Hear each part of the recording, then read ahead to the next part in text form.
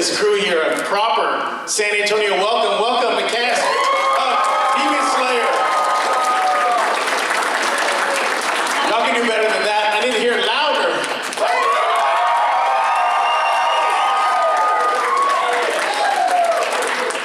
Okay, now y'all can clap for them now. Thank you for doing that. Welcome everybody. Welcome to San Antonio. Welcome. Final day. How's your stay been so far? Oh, really nice. It's cold today. What the hell? Yeah, sorry. I was outside and I almost went back in. Yeah, well, yeah, exactly. Heard you got some good food this morning, Abby? Oh yeah. Yeah. So good, yeah. Delicious brunch. I got like this. It was like homemade toast, but it was like thick toast. You know what I mean? That's The Texas toast? This is so good. Okay, I had the best tacos ever on Friday night. I can't pronounce it. Kuishe Kitchen. It's like 8 minutes from here. Oh, I wanted to go there. Cuishe something kitchen. Yeah. Cochina Kitchen. Cochina Yeah. Kitchen. Yes. Yeah, you didn't know that, yes. It's so good. I've been like dreaming about them for the last 36 hours since I had the Wagyu tacos. Yes, you guys should get them tonight. They're so good. Also, okay, so I got the salsa sampler, which was delicious, except they brought it out and they were like, these two are spicy. And I was like, my husband is part Sri Lankan. I can totally handle spicy. It'll be great. And then so I tried one of the spicy ones and the waiter comes running over and he goes, oh, we forgot to tell you, that's 3 habanero. I can't even handle that one. And I was like, that's so great. It's really good. And then I got the hiccups. And I tried to pretend I wasn't dying. All right, well, let's go ahead and start talking to these fine ladies and gentlemen here, the cast of Demon Slayer. Start off with Kaiji Tang, everybody. He played Shinazugawa. Give him a hand.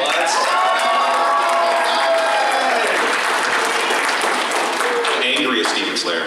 Yeah. But you're not angry in real life, right? The second angriest. Oh, that's true. Run to the family, Right. All right, well, my first question to you is, what's your favorite thing about playing that character, bringing him to life? Any challenges you encountered along the way? Well, I mean, Sanemi, and I went through like the first few years of Demon Slayer thinking his name was Sanemi, and everyone thinks his name is Sanemi, but when I stepped into the booth, they were like, it's Sanemi. And I'm like, what the? Alright, so, Sanemi hasn't been in the show as much as the other characters, right? And as we go towards Infinity Castle, I'm getting more and more hype because those manga readers in the audience know he has a far bigger presence in that arc than any that he's had in the story previously. So, my experience with him has been very positive. He's a really fun character, obviously, to every Nezuko in the audience and to Abby. I'm sorry for that one episode in the first, the first season. That was rude of him, right? There's little to no reason to be stabbing people. But yeah, I've had a blast so far, and I can't wait to jump into Infinity Castle with them. By the way, I thought we agreed that Abby was going to run this whole show. Oh yeah, that's right. Abby, did you field like every question? Yeah. Because you've been in every episode. Just answer every question for everybody. I think she's probably known the most. Being every single episode and having so much to say. Monologues. There you go. Yeah, well, thank you. Welcome to San Antonio. Thank you so much. Sir, give it up for Zeno Robinson. Genya, everybody.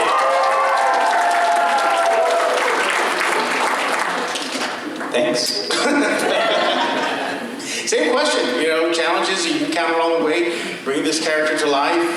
What have you learned as along the way, just this journey you've been on? I want to also just preface this by saying I'm sorry for my voice. It has been going out all weekend.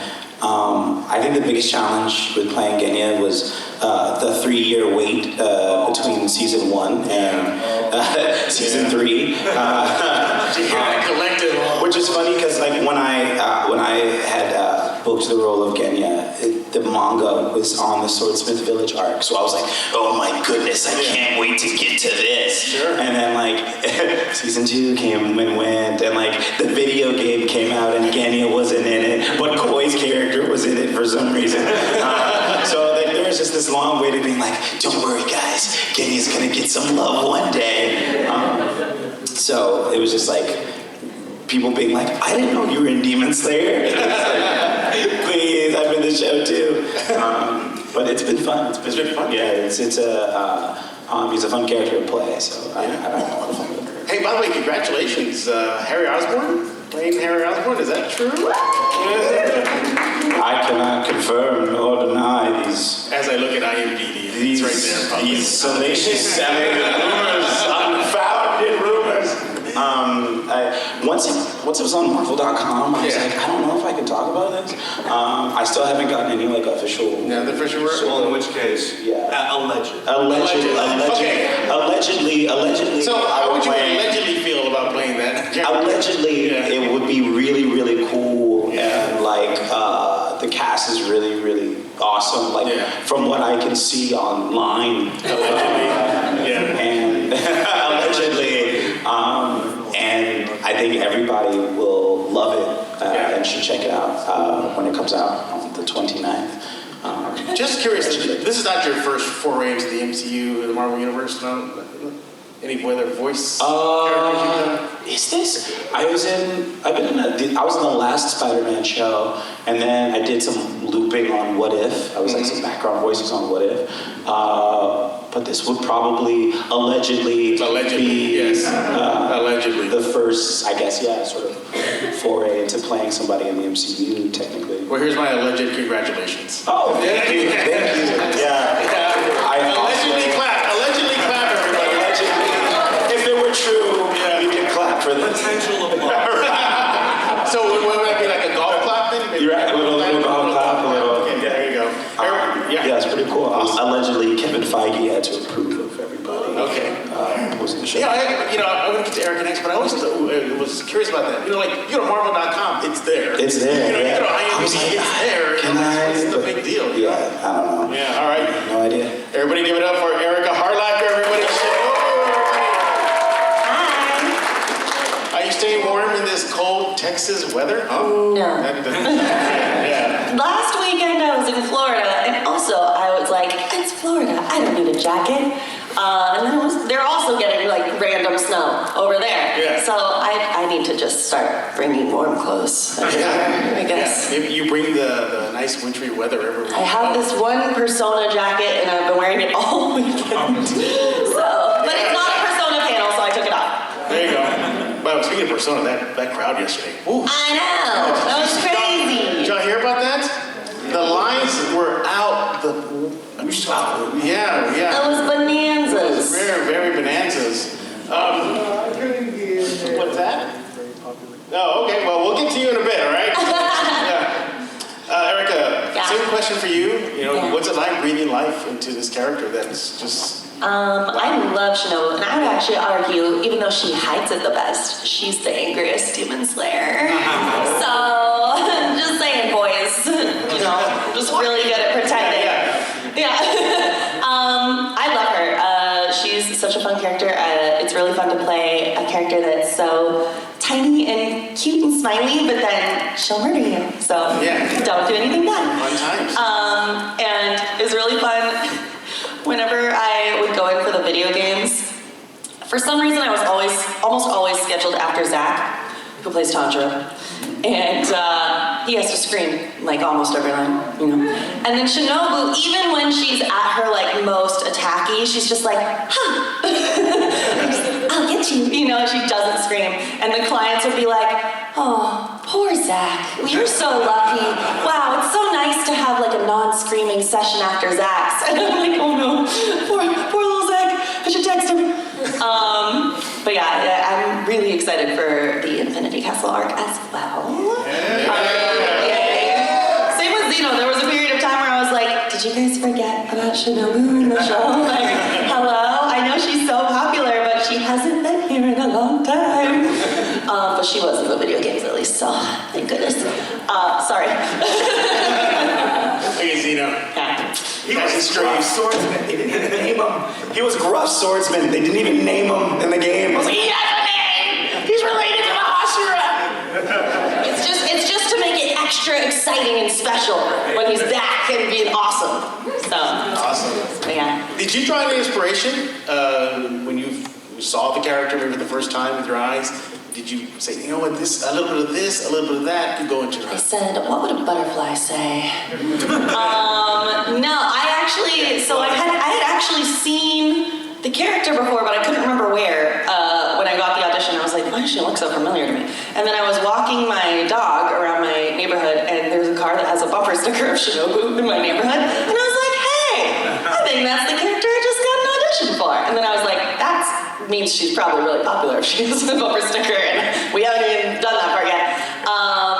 So then I was a little nervous, felt like a lot of pressure. But I mean, no, whenever I audition for anime, they show us the Japanese version first, and the Japanese actress, I've played a couple of her counterparts. I think it's the same actress that played like Elizabeth in Seven Deadly Sins, and like a few other things. I think Yumiko in Kakagurui as well. So I was like, all right, I get it. Like, hi, I'm pretty and bratty. So I think I did a couple takes. I think I did one that was like even higher pitched, closer to Elizabeth, just in case. Thank God they didn't pick that. But yeah, I don't know, I just kind of went with her vibes of like pretty. You just fluttered into that. I did, I just fluttered in. Yeah. And then the first session I had, she had 2 whole lines, and they said, great job. And I said, all right, I don't really get the bumper sticker yet, but. One more question for you. If you could cosplay as a Demon Slayer, what would it be? Well, I have cosplayed as Shinobu. Okay. I don't know, I'm kind of a nerd. I have a friend, Reagan Catherine, who's a cosplayer. We actually met at a convention because she was a cosplay guest and I was a voice acting guest, and then turns out she lives like really close to me. And she happened to already have cosplays for a bunch of my characters. And so every once in a while she'll be like, I'm cosplaying Shinobu, do you wanna come by and take some photos? And I was like, yes, please. We're like very similar sizes. Worked out really well. But yeah, it was very fun. Assuming my TikTok comes back, which mine's working this morning, so I don't know why I'm special. I know. Sorry about it. But yeah, I have some cosplay videos on there you can check out, so, All right. It's also on Instagram, probably. I don't remember. All right, thank you, Erika. Thank you. Give it up for Abby, Trott, and Nezuko. Good morning. Oh, that was nice. It's the afternoon. It's afternoon. Sorry. Well, welcome, Abby, again. Good to see you again, right? Good to see you. Yeah, we see each other all now. These times here in San How was your Antonio. weekend? Busy. Busy. Here. You've been working hard. Working hard, yeah. I'm gonna get in my steps in a while too when the hands get up. You know what? I should have done that. Counted how many Should've. steps I've had to take just darting around. Do you have your phone on you? I do. It counts. It should count. It should, right? Yeah. It should, right? You gotta Okay. check. All right, well, thank you for that. I was doing a really good workout streak. I was on day 12, and then I came to the convention and I haven't worked out. But I feel like I've stood up and sat down. That counts. That's a workout. That counts. That's Yes. a workout. That's a workout. It's like squatting. It's like That That's counts. squatting. It's squats. In my Yes. opinion. Maybe I'll Look, yeah, Todd is doing lifts right now. Look at those guns. Those guns, man. Yeah. Oh, Abby, Nezuko, just, wow, just so popular. Just resonated with the fans right away. Did you ever think that character would reach this level of popularity? So I knew Demon Slayer was kind of popular when I got the audition because I had actually heard of it. That's my gauge. Where I was like, I remember seeing it on Twitter or something like a few weeks before that this was like a very popular anime manga in Japan and that it was going to be, the anime was coming out in the States, and I was excited to watch it because I was like, oh, that looks pretty, I'll watch that. And then a few weeks later got the audition for Nezuko, and I was like, oh, I actually know what this is. And Nezuko is just like, I can't go anywhere now without seeing like a Nezuko something. It's crazy to me. I've never been a part of something that huge or, with that much popularity or widespread popularity, because it's not just here, it's international. So it's very overwhelming.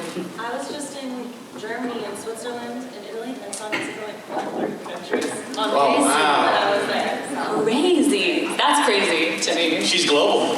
She's global. Yeah. I'll just yell, it's cool. All right. That's you. Yeah. We're trying, it's okay. All right. Yeah, my voice. Maybe we'll. Yeah, we'll have the mic. I'll be right here next to you, When, obviously, the grunts, the little, Yeah, a little, how would you describe that? Just, yeah, he tried it right there. That was his best Nezuko. I had to ask you this, but how do you do, like, you know, how do you convey emotion through the little grunts and the Do they actually creaks? gag you in the booth? Yeah, like, how does that work? Yeah. Oh, okay, well, With they gag bamboo you. and they tie it around my head. No. During the parts where Nezuko does have bamboo in her mouth, Yeah. I will usually, most of the time, block my mouth with my finger just a little bit to kind of muffle it, but not so much that you can't record sound, because you still have to record it. But it's interesting because even though Nezuko is grunting and growling and all that stuff, like there's still emotion and tension behind it. So I think kind of like what would Nezuko be saying in certain moments, like if she was actually speaking, like, you know, when Mitsuri's petting her hair and she's like, what would she be saying, you know? It helps to diversify the grunts. Do the directors literally tell you, I need more grunt? Like, how does that work? You know? Usually notes will be like, let's try one. Actually, Steve is very easygoing, as you guys I'm sure know. So I'll usually be the one to be like, can I try again? Just a little more aggressive, you know, like get a little more grit in there or something like that. But yeah, it's definitely a different type of role. I when I first saw all the roles go out, I was like, Nezuko's gonna be the hardest role. And so when you were cast, I was like, Abby's got it. But I was also like, good luck, Abby. I feel like Nezuko's deceivingly really difficult. It is. So sometimes it's like very easy, like especially the earlier episodes, Nezuko's only in it for the Taisho era secret at the end, and she shows up and goes, ooh, and that's it. That's my session. But then like some episodes, Fight with Daki, are just growling and kicking and fighting, and that is, as you know, very rough on your vocal cords and not good at all for your vocal cords. So those sessions I would have to basically just not talk the next day because I was so ripped up from growling. Wow. So. How long do those sessions usually last? It depends. It depends on the length of the episode. Yeah. Usually for Nezuko, like that one was like a couple hours, 2 or 3 hours, I think. Yeah. Yeah. Kaji, were you doing your Nezuko impression right now? I thought I heard it. Oh, yeah. I mean, like every morning when I wake up, I do a Nezuko impression.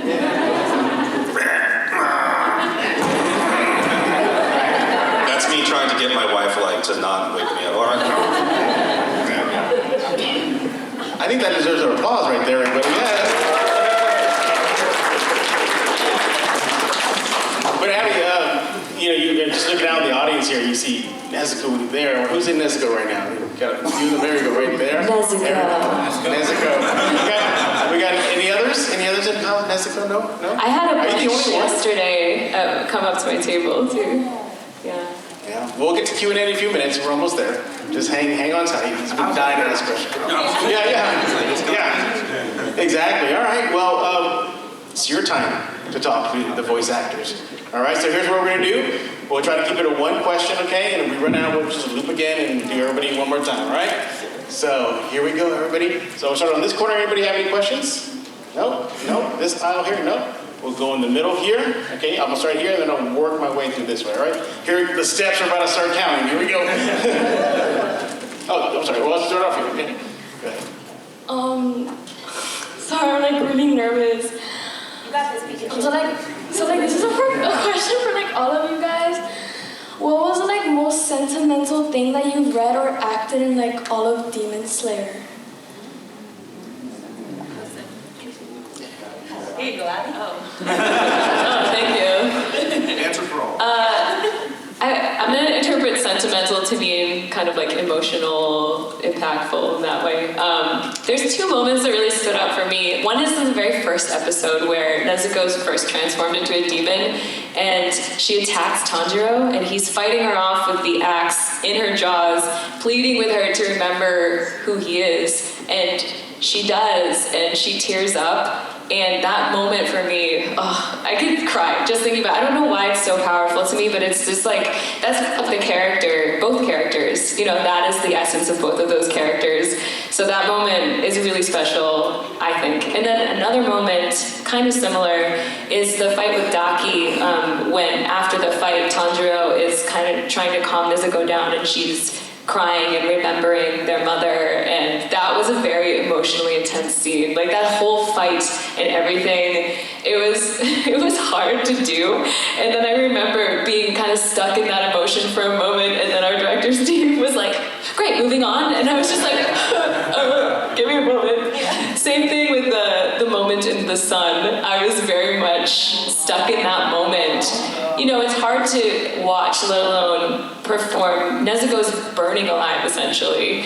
So even though she does make it through, it's still hard to get through that. And then I was very much in that moment when the director was like, "Okay, next." Give me a second. But yeah, those are 3 really powerful moments that I can think of.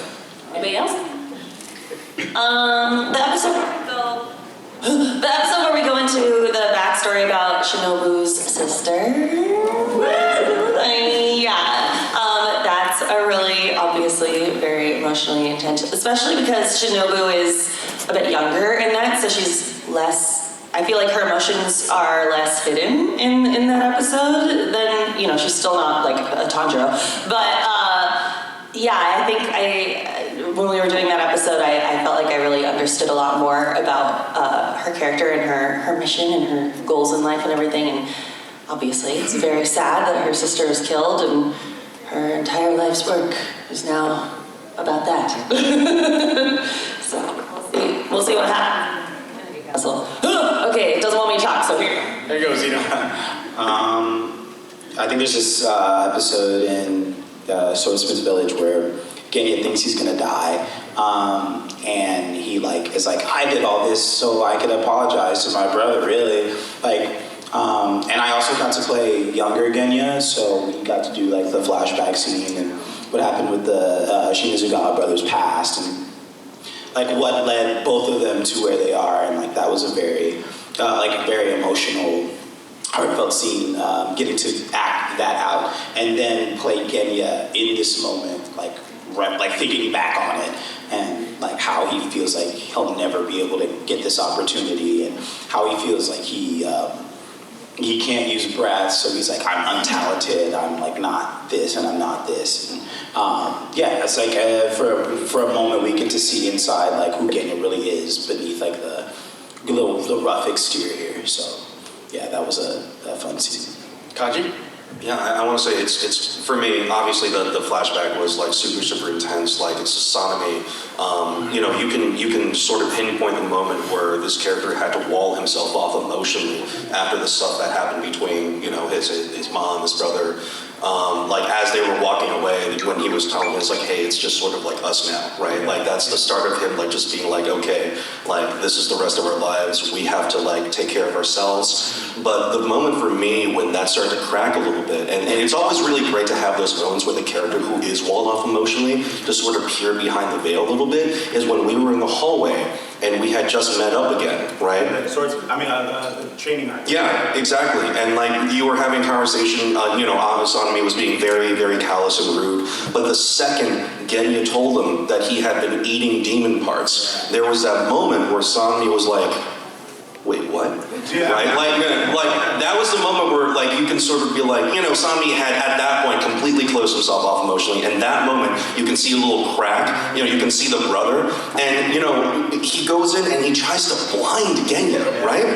But that moment was not really in a fit of anger. It was in a fit of panic. Yeah. He needed to get his brother out of the Demon Slayer Corps by any means necessary, because he realized that he was almost at this point of no return, right? So that was probably my favorite Sanemi moment so far. Good answer. That's good. Okay. We got another one over here. First of all, I love your work, all of your guys' work so much, and any anime that you've been in. This is my first con ever. This is my first. Oh, congratulations!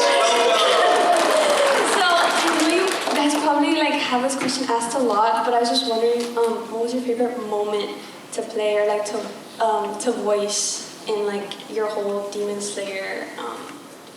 And the whole Demon Slayer So for me, I'm just gonna start because I have I'll pass it back. So for me, like, you know, most of them have gotten to do like really cool like breathing techniques and like special moves throughout the series, and I hadn't gotten to do anything, right? But finally, recently, he finally got to do some wind breathing, and that was, I was so hyped. I was like, oh my god, I've been waiting for years, you know, like. So when Steve was like, all right, we're gonna do some wind breathing, I was like, yeah. Let's go. Yeah. I can't help but think of like when Genya first shows up to sing Tanjiro, and he's just like standing on the roof with the gun. You see the gun for the first time, and like he loads the gun, he's looking out there, and I was like I've been waiting, kind of like similarly, I've been waiting for so long to be in the show. America breathing. Yeah.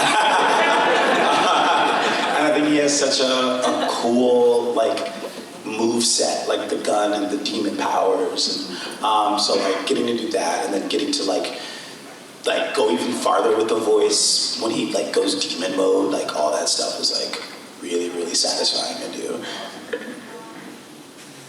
My favorite stuff so far has been the very first fight that she did with the spider demon. Such a cool intro to a character. Oh my god, I was like, that was the moment where I was like, I understand the bumper sticker. Yeah. She's just so, she just has that smile, which is like terrifying in the middle of a fight, and she's just like, I can't decapitate any demons, but I don't need to.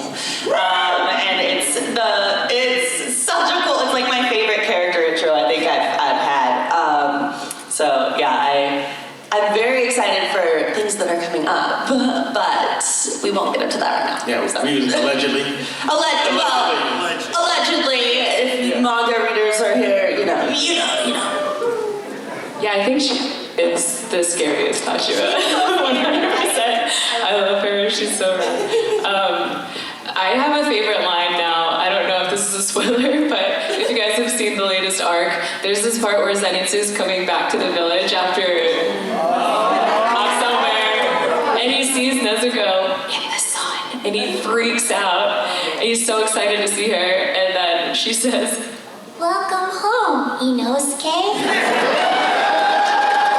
And Alex's reaction is priceless. I laughed so hard. I think he is so funny in that moment. So that whole little scene is now my favorite part of the whole show.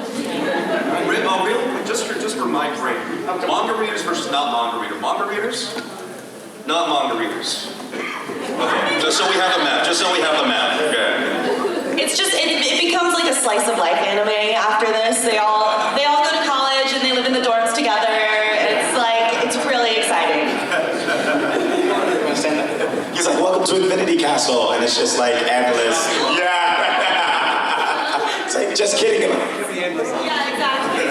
We're all competing to be the prefect. Right. Yeah. All right, got another question here. Alright, so how do you feel about your character's last panels or chapters in the manga and at the anime? What, the last panels? Yeah, like some of the last panels that have your characters. How do you feel about Can we talk about those? I don't think so. They're feelings, but not what they are. Okay. Oh, okay. Yeah, I think the general rule is if it's not animated, you can't talk about it. Right. I actually, how do I talk about this without talking about it? Yeah. Hopeful? Same. Everything's gonna be okay. I don't read the manga. Fans did tell me literally everything that happens as soon as I was cast. So like I know the things, but I haven't seen the panels, so I can't tell you a feeling. But like you could maybe guess, I guess. No comment. There you go. Hello. Hello. Alright, so I noticed when Abby was talking about how Nezuko would have like one noise, and then that would be all you record, or how I remember back in like 2016, 2017 when Rooster Teeth was a thing. Kaiji Tang, you were a character's dad in one episode that was like 17 minutes, and you weren't there the entire time.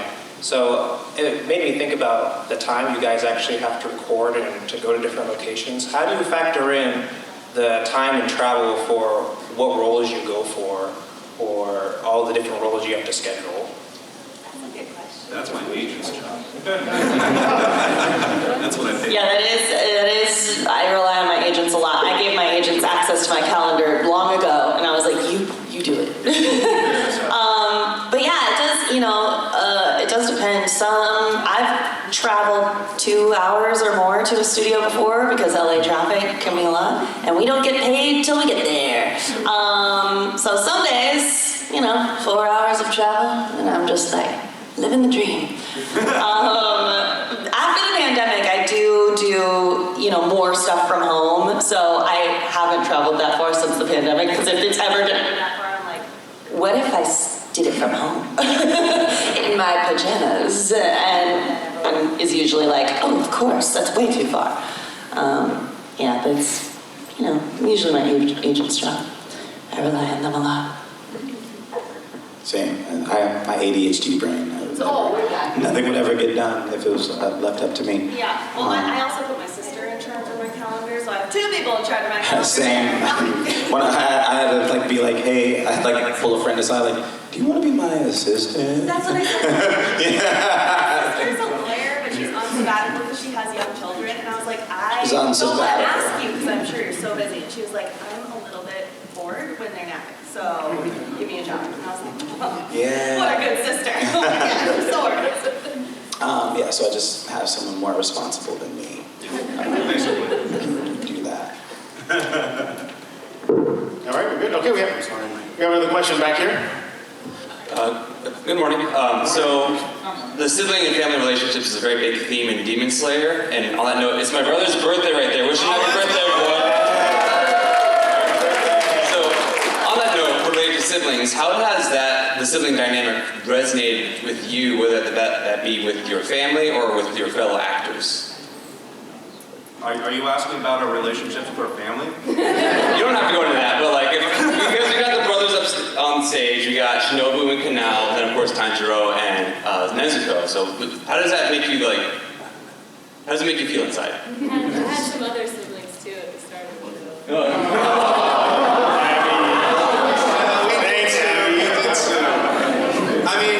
For me personally, the relationship between my character and Genya is my primary driving force throughout the entire show.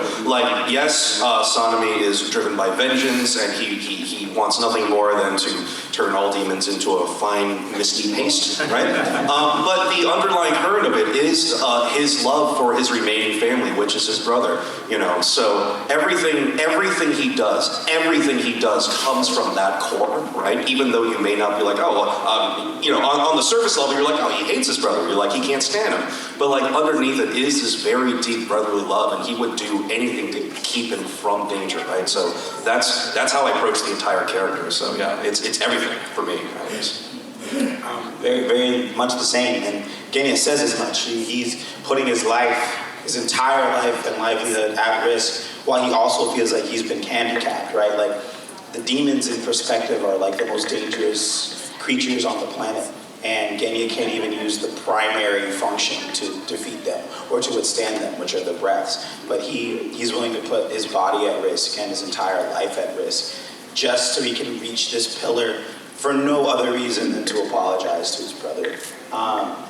Because of how he feels, and their trauma impacted their lives in very specific ways, being closed off. Genya's sort of closed off in his own way. He's more abrasive toward the world, and it's the primary driving force why they do everything. It's love in a different way than Nezuko and Tanjiro's love, or Shinobu and Kanao's love. It's at the end of the day, there's how your family bonds influence your life, and the core of it is love, even though everybody expresses it in these different ways that are informed by all these different traumas, right?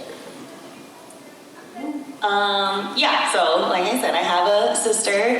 She's 2 years younger. She definitely on paper seems like she's the older sister with her law degree and her children. And I was like, I'm gonna pretend forever. But yeah, I think that definitely helps. We're close now, but we definitely went through our teenage years where we were kind of enemies. So I feel like I've been through a range of all of the different sibling dynamics. And so when I get to play a character that has a sister, like Shinobu with Kanao, I feel like it's pretty easy to fall into that kind of, you know, I love you, but sometimes you do things where I'm like, why'd you do that? But yeah, I also feel like Brianna Knickerbocker, who plays Kanao, she and I can fall into like the sibling dynamic pretty easily because we've known each other for so long at this point. So I was very excited when I heard that she was going to be Kanao. So I just felt like it was going to be really easy for us to act those scenes. So. Yeah, I think there's a lot of sibling relationships in the show that are the driving force, right? The Nezuko and Tanjiro relationship. What does Tanjiro say? It's like the bond between siblings cannot be severed. It's like the point of the show.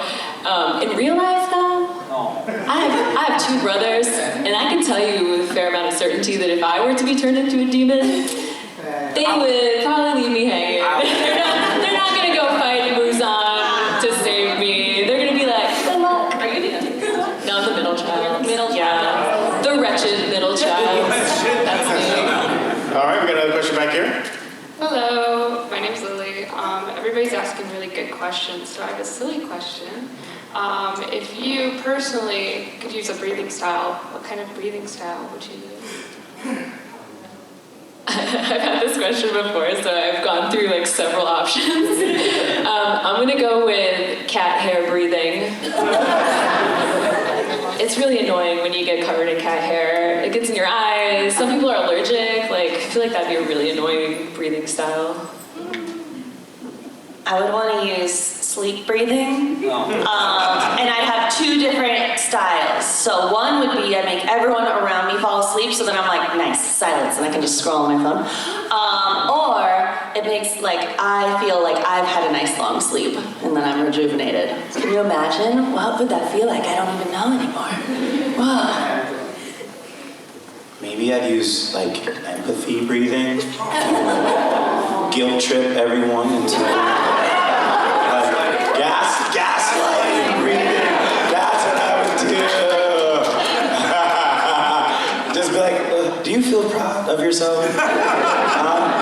Look at you. What are you eating a child for, demon? Go home, man. Go feed your family. Like, dude, there's so many other things you could be doing than being out here. And then he'll be like, you know what, you're right. I'm sorry. This was wrong of me. Yeah, it was. Yes, it was. And that's how I would end every fight that way. Go home. That'd be an amazing show where like a protagonist just guilt trips every antagonist. Right? Talk what you say. That's right. Yeah, there you go. I don't know. Capitalism breathing. Infinite bands. Or you're like, No, you know, like you're like, oh man, I need to get some lunch today. Oh my god, like here's $20. You know, like that'd be amazing. You know? Yeah, just cough up $20. That would it would not cure inflation, but it would be great. You know, like. By the way, Abby, I was making sure you were Way worse. I was making sure you were not here. I thought maybe Nezuko might. I don't know. Not you, Abby. Not you, Abby. Just real quick, Zeno, he has some cough drops for you. So he just wants me to just put it right in front of you. Yeah. That gentleman right there is a cosplay medic. I appreciate it. I'm a medic. Thank you, cosplay medic. All right, we're More than just a cosplay. style here. All right, now put It's been amazing seeing you all interact with each other, and it seems like you really get along and you have a lot of fun. What is it like when you're actually recording? And also, do you act out the scenes? Like, how do you refrain from like punching each other and fighting? I just want to see what that's like. It's amazing seeing you all. thankfully they're all safely in their houses. Right, yeah. It's the dubbing experience is fairly lonely for actors because most of us are just like in the booth by ourselves, right? So if we're lucky, someone else will have already come in and we can listen to their performance. But yeah, I think generally the cast reports are limited to like more Western, animation stuff. So we have not had the opportunity to punch each other at work, right? Yet. I'm hopeful for the future, right? I do act out I'm sure all of you do, when we're doing like punches or something, you do punch, but you have to keep your face still, you know, in front of the microphone, and you also can't jump, because you'll make noise on the floor. So it's a lot of almost full action going on. If I get really sweaty, I know I'm doing it right. Yeah, I flail a lot. And usually there's a script on a music stand in front of us, and so often I will hit the music stand. One time, whack it, and then that tape is ruined because it made a big old whack noise. One time I knocked over an entire mug of tea. And you could hear in the tape, like, bloop. And I was like, ah! And then the director was like, what just happened? And I was like, it didn't get on any equipment, I promise. And then the engineer had to come in and be like, it's fine, it's fine. And I was like, I'm so sorry. I'm just gonna go in the corner, I'm sorry. It was fine. I got tea all over me. All right, good stuff here. All right, one question, okay? You know, one question. That's your moment. I just want to say this has been the best weekend ever because, like I said before, I get to meet my favorite characters from Trails of Persona: Yuna, Gaius, and EY, the gun shop guy. Anyway, I talked to you about this yesterday, Gaius. I hope you can still do it for me. My question request is for Erika and for Kaiji. How was the experience of voicing, you know, when you guys came in for play Yuna and Gaius? Like your favorite scenes or favorite lines, or do you have any fun moments while working with the other cast from the games? And if you could just say my favorite S-Craft, you know how you get the Howling Heavens? Or I could do it. Yeah, sure. Howling Heavens. Okay. All I remember is the Howling Heavens. I can do it for you. It was like more too. I can do both of yours real quick. For Erika, let's bring out the big guns. This is it. Excel Breaker. And then for you, this is my will of the goddess. Howling Heavens. All right, everybody. What is this game? Trails? Trails, Cold Steel. Oh. Yeah, I really, my favorite part is the crossbow speech, the give us our crossbow back part. I always will love that little monologue. That's cool. My favorite part of playing Gaius from Trails of Cold Steel is he's the only one in the cast who does not need therapy. He's like, I so very rarely get to play characters who don't need therapy. Like, seriously, like there are no well-adjusted anime characters, basically, right? So like, Gaius has like, you know, he's a character with like a nice family. You know, he has a good relationship with everyone. You know, he knows how to cook. It's like he's like this really good guy. You know what I mean? In this world of like everyone like war-torn, like terrible, like apocalyptic things happening. He can paint. And he can paint, yeah, perfect. He's the perfect. Yeah, right. So it's like it's actually a very chill experience for me playing that character. He's also in love with a nurse apparently. But yeah, it was a very chill experience. Yeah. And I don't know if these mics can handle us like shouting the attack stuff. Otherwise, I think things will get blown out. So, you know, if you come to the table, I'll do it for you there. Okay. There you go. I might not, because I also am not allergic to using my voice. Yes. All right. This is the young lady that was waiting 9:30 in the morning for you guys. 9:30. No pressure, but go ahead. What's your question? Out of all the works you've done, which one can you see your Demon Slayer character in? Like other things you've done? Oh, Hunter x Hunter. I feel like Shinobu would fit in really well. She'd be great, right? She'd ace that Hunter exam immediately. Zeno? I know. Spider-Man, maybe? Spider-Man? Genya? Allegedly? What? Allegedly? No, allegedly. That would not work. You get arrested so fast. Yeah. You're 16. Why do you have a sawed-off shotgun? The banter would be good though. Yeah, very good. I don't know. I feel like Sanemi, as strong as he is, like he would be severely underpowered in like JJK, maybe. Yeah, I don't know about that. Maybe like Hunter x Hunter is Hunter's a good one. I was also in Hunter x Hunter. I think he would fit in really well there. I was in unreleased project, a Yu-Gi-Oh project. Forever furious. I know, me too. We were both in this Yu-Gi-Oh project that never got released, so I would love to see Sanemi play Yu-Gi-Oh. I think that would be the most entertaining thing to see. I don't know. Attack on Titan. I need Johnny to Oh, yeah. Attack on Titan would be good. Yeah. You need to get a good survey for me. I was trying to think of like a nice like slice of life something for Nezuko because she really deserves it. So I'm gonna say like My Love Story with Yamada-kun at level 999. I could picture her being a little gamer girl just chilling. I feel like was that Misfit of Demon King Academy? Maybe, but I want a universe where there's no violence. There's no potential demon threats. Yeah, she can virtually fight monsters, not in real life. Okay, next question.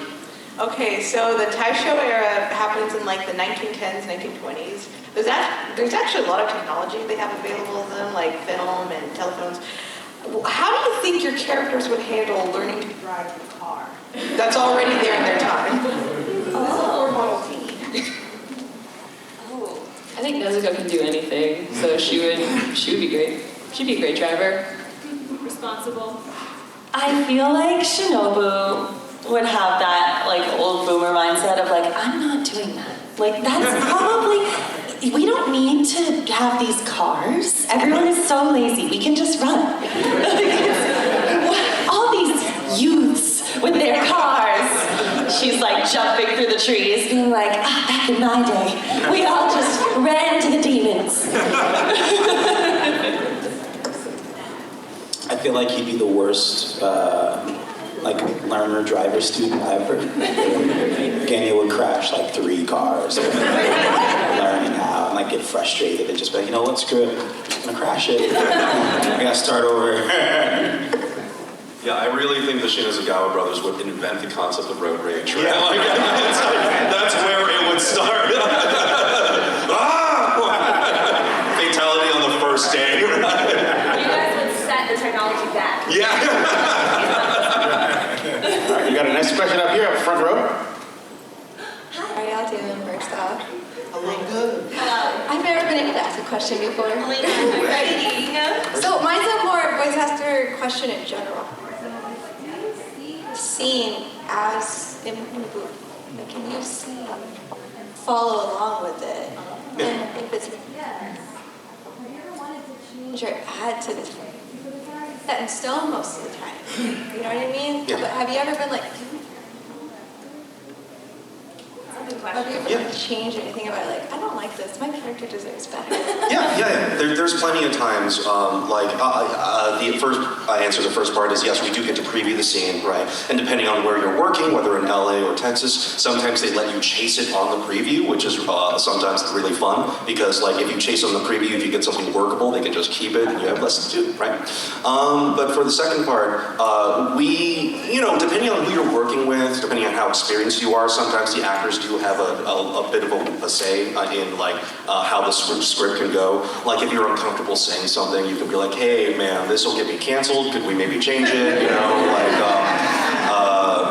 But usually what we get to do when we get to change a script is the localization line sometimes will not fit the lip flaps, and so we get to come up with something on the fly where it's like, okay, well, what's written down doesn't fit, maybe let's do this. We can pitch the director an idea, if they like it, it's like, hey, let's go with that. And then we all joke about getting a writing credit, and we never get it, and we never ever get it. We all have written at least one line. And we all have made the joke. Yeah, very similar. There's been a few shows where, especially if you have had a long time playing a character, you can say, that doesn't sound like a thing that person would say. Can I sometimes, when we were doing the show Kuroko's Basketball, and I was playing this character named Kagami, there'd just be times where I was like, that sounds too intelligent for Kagami. That sounds like it's something, he don't know big words like that. We should change that into something else, or more slang. How can I inject more slang? sometimes even, I don't know if you, I think you get, everyone probably does this, like, you'll go, I'm gonna pitch this line. like it's written away, but you go, that's not gonna fit the flap. I'm gonna just change it in the record, or I'm gonna pitch this line instead and see how they feel. And then go, oh my gosh, I'm sorry. Yeah, I don't know why I did that. I was so crazy. Dyslexia. It's a completely different line. And then if they hate it, I'm like, my bad, oh my gosh. So sorry. Read that's written all the time. Yeah, okay, great. But I'm not alone. I'm always like, what? What came out of my mouth? I'm pretty sure I said what was on the page. Oh my gosh, that's crazy. Yeah, there were times where, between like seasons, sometimes directors will change, or like script adapters will change. And so like during Seven Deadly Sins particularly, there was one time where I think the script adapter writer had changed, and Elizabeth is a princess. And they had her saying very casual lines, and I was like, I don't think that she would even know like what these words mean. I feel like she's very, kind of naive and regal, so we would go in and change that stuff. My least favorite thing that happens, and if you watch subs, you probably don't notice because you're looking at the subs. The Japanese does not follow the lip flaps a lot of the times, and they'll just randomly close in the middle of a line while the Japanese actor's still talking like a normal person, but then the drawing is like ba ba ba ba ba ba ba ba ba. And then the line that we're supposed to say is supposed to be like one continuous sentence. I hate that so much, because then we have to do that awkward anime thing where we have like a weird pause and we're trying to like figure out a way to have the line not sound just like I'm in the middle of a sentence, And so that's the times where I'm like, I wish we could just go in and like just fix those a little bit. But yeah, there was one more thing that I do is sometimes I'm on the internet more than perhaps the directors are. And so sometimes I know like little memes or like things that fans really like that we haven't gotten to yet.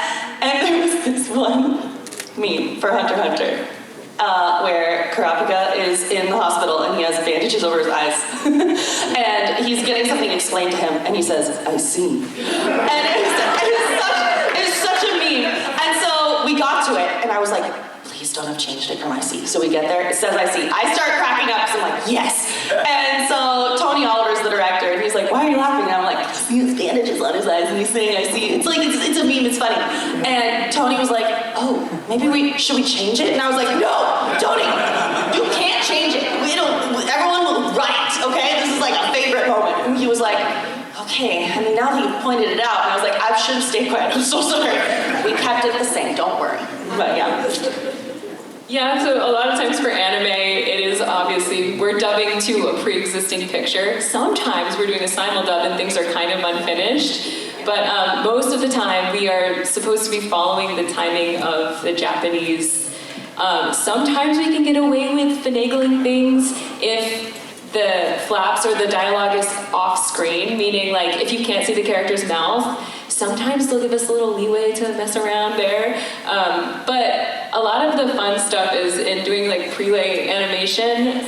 Sometimes prelay animation being like you're recording the dialogue before they're animating the cartoon. So like Big City Greens, or I was in Carmen Sandiego on Netflix, and that show was really fun because we got to do some improv. Me and Mikey Holly, who played my brother, we would just bicker as siblings, and sometimes that dialogue would make it into the show. Not scripted, it was just stuff that we were, going off, So that's always fun too, to like discover moments like that. And yeah, every once in a while when you're not viewing the mouth flaps, you can get away with that in anime, but not so often. Yeah, it's Zeno. There are times in anime where I'm like, God, if I just had one more second of the lip flaps, I want to do this really cool acting thing, but I can't. I have to like rush through this acting moment, and those are the times where I'm like, no. But yeah, that's why prelay is the most fun in my opinion. There's like also times where you're like, I want to take this really cool nuanced pause, or like a stutter, like, oh, there's an extra flap, can I just stutter into that so it sounds more natural? And sometimes you don't have room for that. Do you guys also do this thing like on certain shows where you're like, I really want to nail this, like you pull up the manga in case you want to like in case you want to make sure a scene stays like kind of accurate. I worked on this show where I was like, I'm not like, it was called Go Go Loser Ranger, and I really wanted like to, it'd be awesome. So there was a scene where Fighter D challenges the Rangers for the first time, and in the script he said he was a supervillain, and I was like, can I fight this? Because he doesn't consider himself a supervillain. He's a monster, and he's proud of that. And I think calling him a supervillain takes away this like sort of nuanced thing where he doesn't consider himself evil. It's his nature to be a monster. And so a villain has this like, and so I was like, they were like, okay, well, what do we change it to? So I like pulled up the manga, and I was like, can we do something a little similar to what's a little closer to the manga? And so we came together, and I thought it honored the character way more than like the original how we had scripted it out. So like sometimes I on certain stuff I'll keep the manga with me, and I'll be like, okay, I just really want to make this perfect because I'm insane. Next time you guys hear a sub-elitist say that dub actors don't care, Yeah. we sound like we don't care, you tell them about this. Tell them about it. We care a lot.